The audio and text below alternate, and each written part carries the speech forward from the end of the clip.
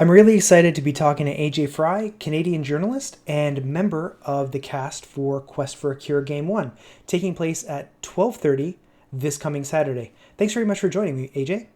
No problem. I don't think I've ever been called a journalist before. I don't know if I quite have those credentials. I went to comedy college and got kicked out of high school, so journalism is far fetched, but I appreciate it Hey, nonetheless. I, I got to make you look good. Because I can't do it on my own. So, AJ, I want to ask you, what was your first experience with Dungeons and Dragons? Oh boy, that is tough to pinpoint because it was either stumbling into one of the bedrooms at my grandparents' house when I was around 7 years old to find my older, cooler cousins playing some Dungeons and Dragons. Or if this counts, around that same time, my father introducing me to a game called Barbarian Prince, Hmm, which is kind of akin to D&D, like a choose your own adventure story right. that you build out of a box. You have a little minifig, and it's an incredibly difficult game. We never completed it, but I have a feeling, being a young kid, my dad probably prevented us from losing, if that makes any sense. So it was one of those two things. And then more recently, I started a campaign with some friends a few years back Hmm. that I decided to DM, even though Nice. I had no real experience playing Dungeons and Dragons for a number of years at that point. And we had a few sessions, and then as any campaigns go, schedules and things, it just kind of fell by the wayside. And then right as the pandemic hit, a group of us started playing, Hmm. and we haven't played in about a month or so, as some folks decided to travel across Canada while we're, uh, Slackers. you know, yeah, all locked up here. At least you can go out and explore your province and territories if you're doing it respectfully. Yeah. So it's been a while, but hopefully we'll get back into game soon. Nice. So, have you, beyond the past month, were you able to play fairly regularly during the pandemic through using online tools or? Yeah, exactly.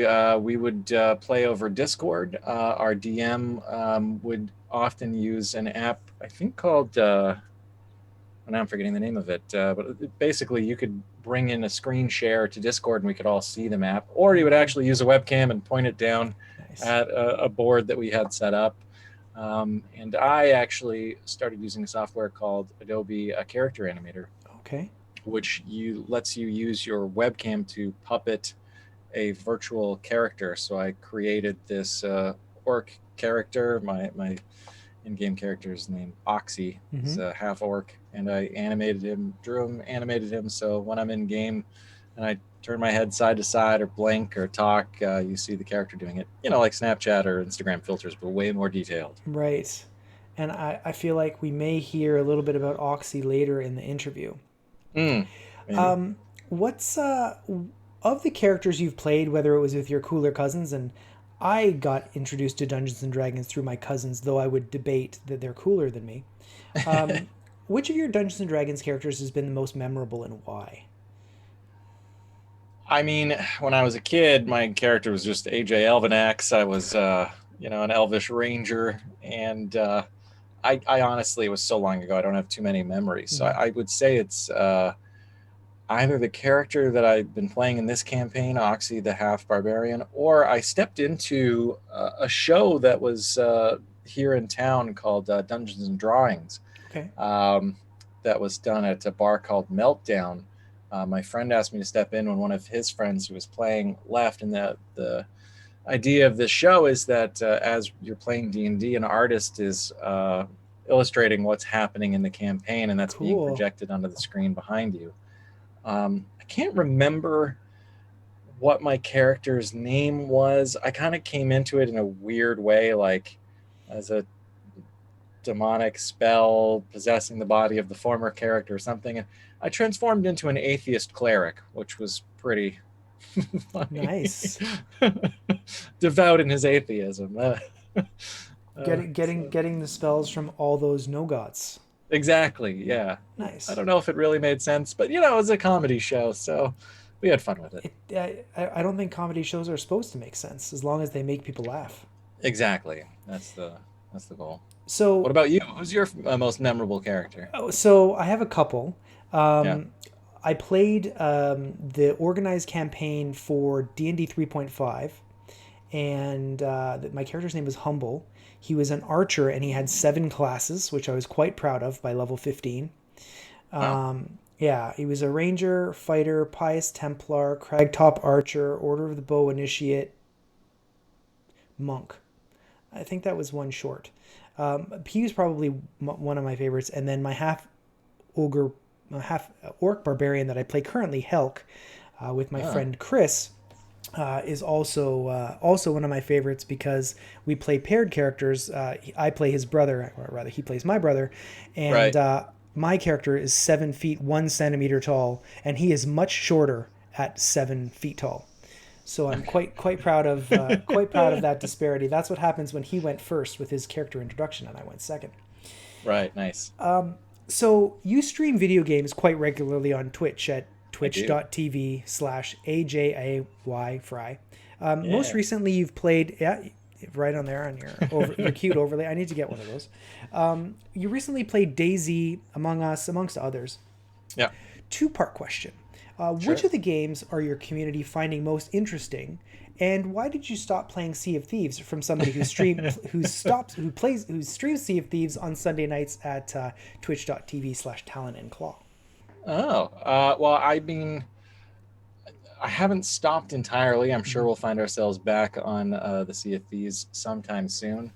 I just have one of those personalities that tends to gravitate to one game or another Mm-hmm. at any given time. I don't play a huge variety of games, but if something new sparks my interest, I'll play a lot of that and then go back to one of the classics. It used to be that I would play PlayerUnknown's Battlegrounds for the longest time, and then we switched to Apex Legends and just basically let PUBG fall by the wayside, and then Right.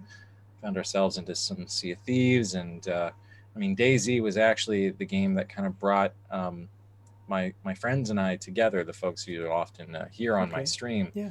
Um, and then I'd heard some rumblings about it finally being good, and we started playing it, I guess, about a week or 2 weeks ago now. And those first few rounds were like, no, this is just the same frustrating game that we remember. It's awful. There were crashes and everything. We kept going just to see if it did get better, and now we're all flush with gear, and we're cooking, and I'm not worried about starving to death, and we've got weapons and all the fixings to survive. So our next objective is to get a car, so that we can Okay. actually do some fast traveling around the world of Chernarus.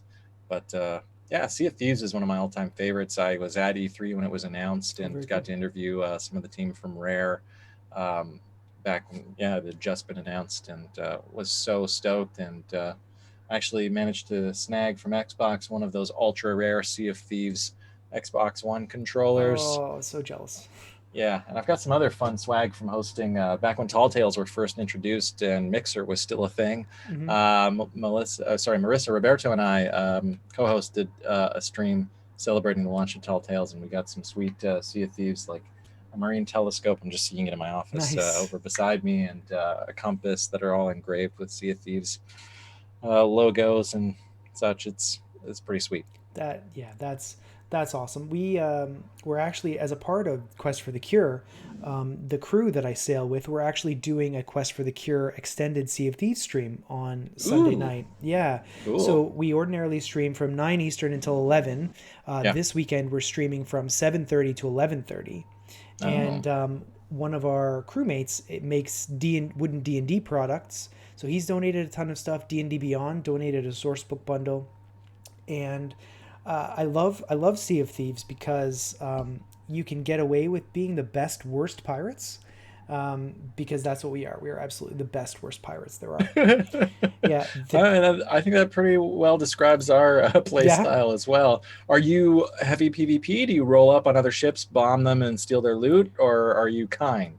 So let me tell you, the name of our ship is the Yeah. SS Failboat, Okay. and its tagline is "Somebody has to be the prey." Mm, So okay. that answers your question. We're getting rolled up Yeah. on regularly, Okay. and yeah, we're losing our loot. We get sunk. We've But probably taken you on a few times then, and I apologize for what we've done to you. yeah, I got to tell you, it hurts every single time. Yeah, it can for sure. I've been on the receiving end of some bullying on those seas, but I've also dished out a fair bit of it. One of my favorite Sea of Thieves stories was like, we often joke around when we're in game, and Mhm. we'll be pulling up on a sloop, and I'll get on the bullhorn there, and I'll call out, "We are just banana inspectors. We want to inspect your bananas. We've got reports of bad bananas on these seas." And wouldn't you know it, the reply is, "Oh, okay, I'll pull over. I was just gonna log off anyway. I got to go make dinner for my grandson." And we're like, "What?" She's like, "Yeah, here, you guys can have all my treasure. I was about to log out." So we just met the kindest, sweetest grandma who decided to give us some of her treasure before she departed. There you go. That See you, thieves. did did you feel bad about that? Well, we were planning on boarding and seeing what she had or what they had. We didn't know who we were Yeah. pulling up on, but when we discovered she was a grandma, I mean, we decided not to attack or anything. She just very kindly gave us. I mean, she didn't have much in the way of treasure, but I guess she had a like a banana crate or a fruit crate and a storage crate, that sort of stuff that she offered us kindly. So we thanked her and she left. Yeah. That was it. Well, all right. Well, I mean, if she gave it to you, that's fine. But Yeah, that's we what didn't put a blunderbuss to her head or anything like that. We didn't make her walk the plank. She was just kindly I giving guess. us her loot. I guess that's what grannies do, right? They just Yeah, give things. yeah. Yeah. So you're a very familiar face to many Canadian nerds. You've been on the forefront of gaming news and I say journalism. You can say whatever you like for almost a decade. Yeah. Can you give us any scoops or hints on what you've heard might be coming next in the way of news? Like who's going to win the next generation console war, and what is Microsoft Ooh. going to do with Bethesda? I don't know what Microsoft is planning on doing with Bethesda. I should hope that they do something with the Quake IP because that's one of my all-time favorites in Return to Castle Wolfenstein. It would be nice to see something functional. My friend and I actually, killing time while we waited for a third friend to show up to play some DayZ the other day, tried to get some Quake 3 Arena going and just ran into all kinds of problems, even on Steam and various Mm. Quake releases. So hopefully they figure out how to handle that one properly. As far as who's going to win the console war, I mean, if you look at the history of things, we in America, or North America, I should say, have a slightly skewed view of the reality that maybe Xbox and Sony are like butting heads on an even field. Of course, really, when it comes to console sales and worldwide acceptance, Sony is heads above Xbox. So I would imagine we'll see that trend continue with PlayStation 5, although I think that Xbox has been doing a lot of good things lately. Although this naming system that they have right now, you can just imagine how many parents are going into retailers this holiday season. I need the new Xbox. Do you want the Xbox One X or the Xbox Series X or the Xbox Series S? Well, what's the difference? $200. Yeah. uh, Well, I it's going to be think confusing for I folks. I think you're completely right because sales of the current generation Xbox went up by 740% on Amazon when they announced the pre-order. I saw that as well, although that is kind of a misrepresentation. Apparently, Amazon, yeah, that 750% isn't reflective of like an Oh, exact actual sales? 757 going. Yeah, but it's like, yeah, they have gained in popularity. And no doubt a lot of people are considering, um, oh, well, now that the other ones have been discontinued, if I buy one now, it's at a reduced rate. So, Right. it's not too shocking that the Xbox One X sales are going up. And to be honest, I haven't even used my Xbox One X at full power yet, Hmm. as it is a 4K system, and I don't have a 4K TV. So I'm eager to get one soon. Yeah, Are I you a, wait, console player or PC when you're I'm playing Seasons? I'm playing we play on Xbox. Yeah. And so That's why you're the SS failboat. That's that's how it's going to be. You're going to drop the you're going to drop the controller. I'm just saying, when you find yourselves as PC players going up against console players, that's when you do feel the guilt because you're like, oh, they physically cannot keep up. This is just a game that they're going to lose. I've Yeah. encountered like maybe one or two obvious console players who had the wherewithal to handle themselves against us with some formidability, but it's not frequent. Yeah, well, I mean, we there is a setting in Sea of Thieves to play with to prefer to play with people with Yes. controllers. So Yeah. we do check that box. Oh, okay. Yeah, I mean, we still get smoked. but we're especially over the last couple of weeks we're self-owning less. Okay. So, things are progressing. We've actually completed quests on our stream. We did two Vaults of the Ancients this past weekend. Oh, nice. Yeah, so it's been a lot of fun. But no, yeah, we skew toward Xbox, and eventually there's talk about expanding the stream and using overlays and OBS and all that Right. stuff. It just requires some technological upgrades. We're slowly in Yeah. the process of getting the channel support to undertake. Sweet. So Bethesda, what do you think? What do you think Microsoft's going to do with Bethesda? Are they going to keep their IP exclusive, or are they going to expand it to multi-console? Well, I mean, Microsoft has been. This is one of the things that I've been saying that Microsoft has been doing well lately is expanding the availability of their internal IPs, especially with everything being cross-play now. Mm-hmm. Um, the recent release of Battletoads just comes to mind. So I would imagine they would be shooting themselves in the foot, making these incredibly popular games that used to be available pretty much everywhere. I mean, Skyrim you can play on your calculator in your fridge now. Yeah, Um, yeah, it wouldn't make much sense for them to keep those as exclusive. What you'll probably see is certain perks, bonuses, skins, customizables arriving as Xbox exclusive, or play it on Xbox first and a week later arriving on right. PlayStation and everywhere else. That sort of thing. Yeah, they're being pretty good about understanding that people like to play in a great variety of different ways and supporting that. So Phil Spencer's a smart guy. I think he'll handle it well. Yeah. So switching back to D&D, on the Sure. 26th, of course, at 12:30, you're joining an amazing cast: Velvet Yeah. Valhalla, Tori Provenzano, Ali Ganino, Aaron Gray, and Rachel Seeley in Quest for the Cure Game 1. Do you Yeah. know what character you're planning on playing?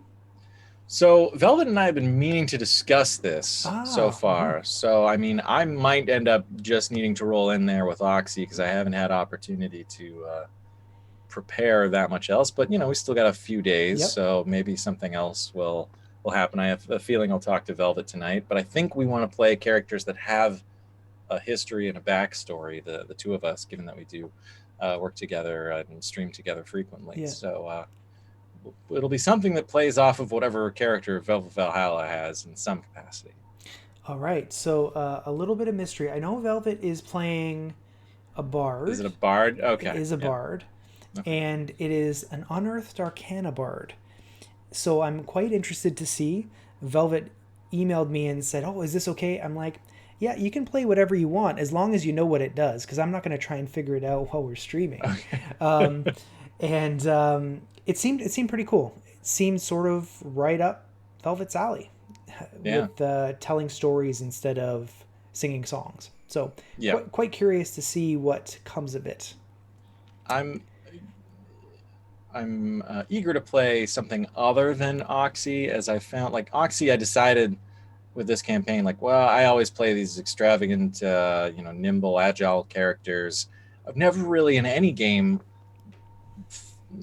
put a barbarian or warrior, Yeah, as my main class typically. So I thought, oh, I'll give something totally new a try with this, and then realized by making myself this oafish half orc barbarian who isn't especially cultured, I feel like I'm not capable of contributing mm, that much. Like even as a character, I shouldn't be. As a player, I'm smart and I'm thinking, why don't we do this thing? This is a good idea. But in character, I wouldn't be making those suggestions. I'd just be standing there, scratching my butt while everyone else figures out what the plan is going to yeah. be, thinking of how I'm going to kill my next opponent because I grew up as a gladiatorial fighter in the big city that we're all a part of. Nice, yeah. Helk, my barbarian, is actually a gladiator as well. So, Ah, yeah. they should cross paths one day and have some mighty adventures. Yes, I look forward to that. Bringing you into the axe, brother. Use an axe, right? Yeah, Oh, two okay. huge meat cleavers. Yep. Perfect, yeah, because anything else is wrong.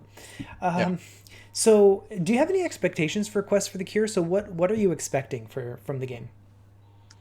I haven't considered it all that much. I expect it's going to be a one-shot adventure, right? Mm-hmm. So I'm expecting a pretty fast-paced story. I'm expecting some hilarious interjections from Velvet Valhalla. I'm expecting to have to try to reassure everyone else that Velvet Valhalla isn't as mean as they sometimes come across. And I expect to have a good time. I think it'll be fun, and hopefully we'll raise some money for this very noble charity. Yeah, I'm really excited. I look at the list of names that we've been able to get together for both game one and game two, and Yeah. I have to look at it again and again because it's hard to believe. I see my pal Sam Maggs is showing up on your second game in the afternoon. Yes, she is. Yeah, she's playing with B. Dave Walters and Ed Greenwood and the crew. So, and Yeah, I Ed did. Greenwood, what a get. Holy moly. I know it's the nicest, most humble man you could possibly imagine. I asked him to write a bio, and he's like, I don't usually like writing bios because they seem kind of braggy, but I'm a Canadian librarian who's written 400 books and created the Forgotten Realms, which is the default setting for Dungeons and Dragons 5th edition. He didn't write it like Yeah. that. I'm making it Yeah. sound more braggy than it is, but that's basically the thing that most impressed me is that he did all these things, but I'm a Canadian librarian is the first thing that he mentioned. Yeah. So no, it's incredible, and I can't wait to run a Forgotten Realms adventure for the creator of the Forgotten Realms. That's going to be Ooh, interesting. I would be so terrified, you know? Wouldn't he just spend the whole time correcting you? Or is he going to be, I mean, he's a kind guy. I've interviewed him in the past. Yeah, Yeah. As you said, I imagine he'll just let anything wrong go because he's not the kind of guy to make anyone look bad. yeah, yeah. It's I, I I'm trying not to think about it so I don't get nervous. That's basically what I'm working on. But yes, and I didn't actually know that Sam was familiar with this charity when I invited her. So we actually had a little bit of a chat about that. Her podcast will be coming out on Friday Oh, or cool. tomorrow. Yeah, I did an interview with her in advance of the games as well, and I didn't know that she was familiar with it in advance. So it was just sort of a happy coincidence that she knew about it and was familiar with Right. the cause. So I must admit, I wasn't so familiar with it. Definitely familiar with muscular dystrophy, mm-hmm. but how do you pronounce Duchenne? Am I even saying Duchenne, that? Duchenne, Duchenne. yeah, Ah, okay. yeah, and that's one of the really important things. So obviously, our goal is to raise money, and we're going to try and raise as much money as we can. And Yeah. I wrote a DM's Guild product to support raising money so that players are going to be able to participate. For every $25 they donate, they can give the party a boon or a bane, which will be a minor benefit. For every Ah. $50 they donate, they get a major boon or bane, like which could be negate a critical hit for the party or make a critical hit for the party. Ah. But because, like you, most people have never heard of Duchenne Yeah. because it's so rare. You know, um, Cancer is something that most people, even if they haven't experienced it directly, they know somebody who it's Of touched. course. But Yeah. Duchenne isn't like that because it only affects 1 in 5,000. Mm. So raising awareness for the charity is a really big part of what we're trying to do. So sort of everybody who's come on board and is sharing the information that we're putting out and about the game and giving us the opportunity to talk to people about what Duchenne is and how it affects families has been really great. Yeah. Raising awareness is absolutely critical to overcoming any problem. You know, the more people know about it, the better we can come up with a solution, even if we're, not doctors and scientists. Yeah. Just that willingness to learn more and be aware is always helpful. Yeah. I mean, I can't look through a microscope and understand what's down there. I can't use a scalpel, but I can roll some dice and bring people together and hopefully, we'll have a good time and raise some money and raise some awareness. So Yeah, I'm super stoked to be a part of it. yeah, and thank you for that. Really, really excited to have you and Velvet. So my last question is: Dungeons and Dragons is being used more and more as a vehicle to drive fundraising for charities like Mm. Jesse's Journey and Squad Up. What is it about the game, do you think, that makes it a good way to raise funds for a good cause? Well, like you just illuminated, the ability to engage the audience, having those little abilities to affect the story. But that's the key element, I think, is story. That's what draws us all together. Even when it comes to something like sports, you're not watching the game because you have no investment in the players. Mm-hmm. You are watching it because you're rooting for this team. You know about that player's backstory, what they're up against, that sort of thing. Anytime that you're engaged in media, it's for the story. And Dungeons and Dragons is a storytelling game that you get to watch unfold with wonderful, larger than life characters and anything that can be, celebratory and that engaging and that fun for everyone involved is obviously going to be a great way to generate interest and Hopefully, you generate a little bit of coin. Toss a coin to your Witcher, right? Yeah, that's exactly what we're hoping, and it's gonna be. I think it's gonna be a good show. So, to anyone watching, AJ will be featured in game number one for Quest for the Cure, happening Yeah. at 12:30 Eastern on Saturday at twitch.tv/Team Squad Up. Yeah. AJ, thanks very much for chatting with me and for joining us for Quest for the Cure. I really appreciate it. Oh, thanks so much for having me. We'll see you all in the future. See you on Saturday.